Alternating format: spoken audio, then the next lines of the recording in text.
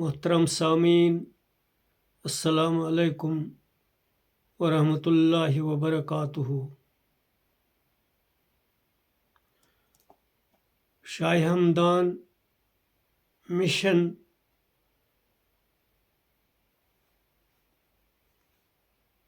کی طرف سے جن ٹاپکس پر میں اپنا نقطۂ نظر پیش کرتا آیا ہوں وہ دعوت کا پہلو تھا۔ آج سے ہم ایک نیا ٹاپک شروع کر رہے ہیں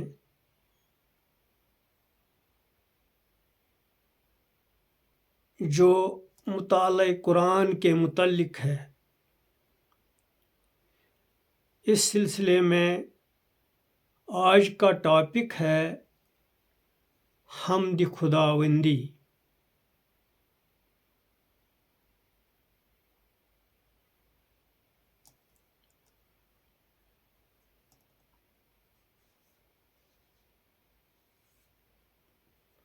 پہلے درود شریف، اللہم صلی علی محمد وعلی آل محمد کما صلیت علی ابراہیم وعلی آل ابراہیم انک حمید مجید۔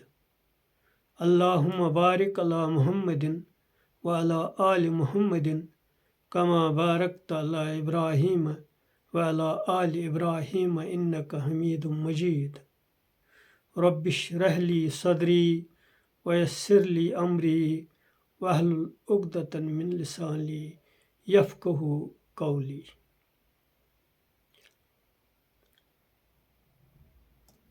حمد خداوندی قرآن کی پہلی سورت کی پہلی آیت یہ ہے، الحمد للہ رب العالمین۔ یہ سورہ الفاتحہ ہے، یعنی حمد سب صرف اللہ کے لیے ہے جو سارے جہانوں کا رب ہے۔ قرآن کی یہ آیت قرآن کی نسبت سے اس کی تعلیمات کا خلاصہ ہے اور انسان کی نسبت سے اس کی فطرت کی بے ساختہ پکار۔ حمد کا لفظ اس لطیف احساس کے لیے بولا جاتا ہے جو آدمی کے اندر سے خدا کی تعریف اور اس کے شکر کے لیے فطری طور پر ابلتا ہے۔ آدمی کا اپنا وجود اور گرد پیش کی پوری کائنات ہر لمحہ اس کو یہ پیغام دے رہی ہے کہ تمہارا اور کائنات کا خالق ایک نہایت عظیم ہستی ہے اور تمہارے اوپر اس ہستی کے عظیم احسانات ہیں۔ یہ گہرا شعور جب آدمی کے اندر پیدا ہو اور اس کا بے تابانہ اعتراف اس کی زبان سے ابل پڑے تو اسی کا نام حمد ہے، جو بیک وقت تعریف کا پہلو بھی لیے ہوئے ہے اور شکر کا پہلو بھی۔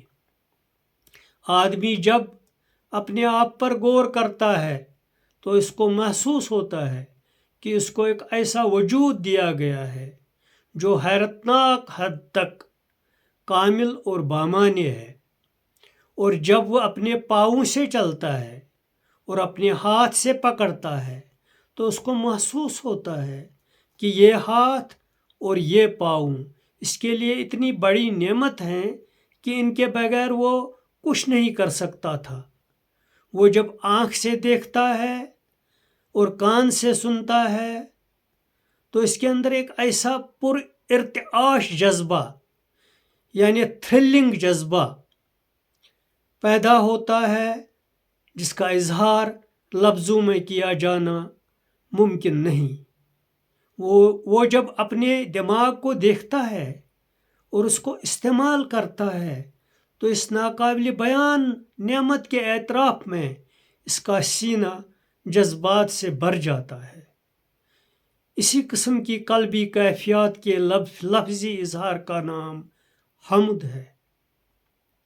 حمد ایک ایسا تجربہ ہے جو ہر آدمی کے ساتھ اور ہر وقت جاری رہتا ہے۔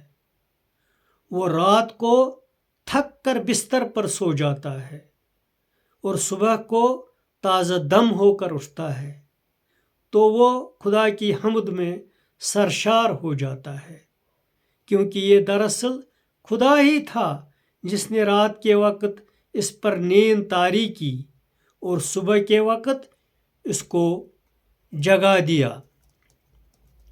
اس کے بعد جب وہ زمین پر چلتا ہے تو یہ چلنا اس کو ایک معجزاتی حد تک قابل شکر واقعہ معلوم ہوتا ہے، کیونکہ زمین پر انسان کا چلنا کوئی سادہ بات نہیں۔ بے شمار فوق الطبیعی اسباب یکجا ہوتے ہیں، اس کے بعد یہ ممکن ہوتا ہے کہ انسان جیسی ایک مخلوق زمین پر چلے۔ مثال کے طور پر اگر زمین کا سائز موجودہ سائز کا دگنا ہو تو اس کی بڑھی ہوئی کشش کی بنا پر انسان کا جسم اتنا زیادہ وزنی ہو جائے گا کہ زمین پر چلنا اس کو ایسا محسوس ہوگا کہ جیسے وہ اپنے سر پر کئی ٹن کا بوجھ لادے ہوئے ہے۔ اسی طرح اگر زمین کا سائز موجودہ سائز کے مقابلے میں آدھا ہو جائے تو اس کی کشش گھٹ جانے کی وجہ سے انسان کا جسم اتنا زیادہ ہلکا ہو جائے گا کہ وہ زمین پر لڑکھڑانے لگے۔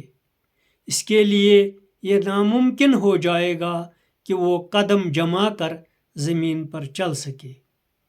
اسی طرح آدمی جب سورج کی روشنی کو دیکھتا ہے اور اس سے فائدہ اٹھاتا ہے تو وہ سورج کی تخلیق اور اس کے نظام میں پوشیدہ ان گنت حکمتوں کو سوچ کر ہیبت زدہ ہو جاتا ہے۔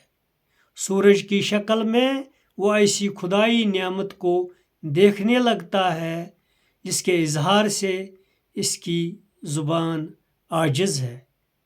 سورج کی شکل میں خدا نے انسان کو جو نعمت دی ہے اس کے ان گنت پہلو ہیں۔ مثال کے طور پر زمین کے مقابلے میں سورج کا فاصلہ بے حد موزوں ہے۔ اگر یہ فاصلہ کم ہو کر نصف ہو جائے تو زمین پر گرمی اتنی زیادہ بڑھ جائے گی کہ اس کی گرمی میں انسان اس طرح جھلس اٹھے گا جیسے جلتے ہوئے توے پر ایک کاغذ رکھ دیا جائے۔ اس کے برعکس اگر زمین سے سورج کا فاصلہ موجودہ فاصلہ کا دگنا ہو جائے تو زمین کی سطح پر اتنی ٹھنڈک ہوگی کہ انسان اس کے اندر ٹھٹر کر رہ جائے۔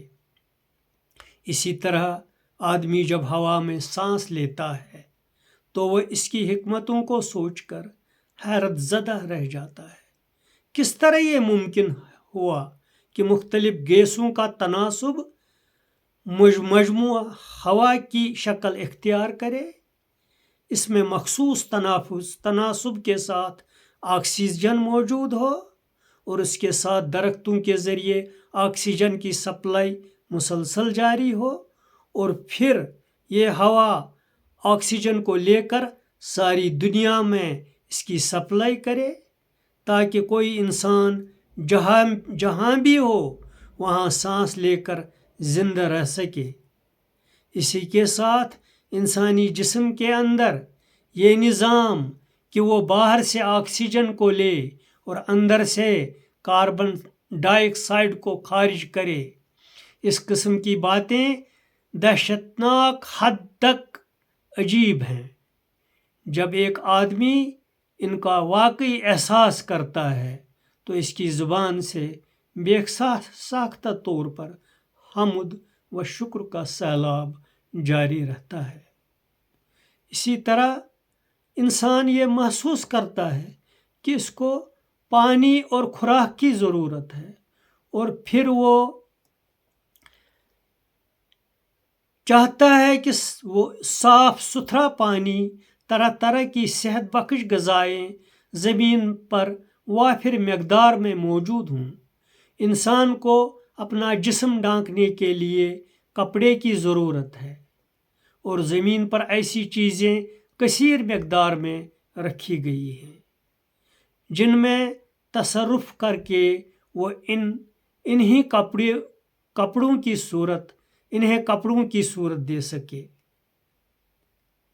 انسان کو اپنے تمدن کی تعمیر کے لیے بہت سی مادی چیزیں درکار ہیں۔ یہاں وہ پاتا ہے کہ وہ زمین کے اندر مختلف قسم کی معدنیات کا ذخیرہ بہت بڑی مقدار میں پیشگی طور پر رکھ دیا گیا ہے، جن کو استعمال کر کے وہ اپنے لیے شاندار تمدنی زندگی کی تعمیر کرے۔ اسی طرح انسان کو زندگی کی بقا اور ترقی کے لیے بے شمار چیزوں کی ضرورت ہے۔ یہ تمام چیزیں موجودہ دنیا میں اس حالت میں ذخیرہ کر دی گئی ہیں کہ انسان انہیں بآسانی دریافت کر لے اور انہیں بڑے پیمانہ پر استعمال کر سکے۔ ان میں وہ چیزیں بھی شامل ہیں جن کو انسان نے جان لیا ہے، اور وہ چیزیں بھی جن کو انسان نے ابھی تک نہیں جانا ہے۔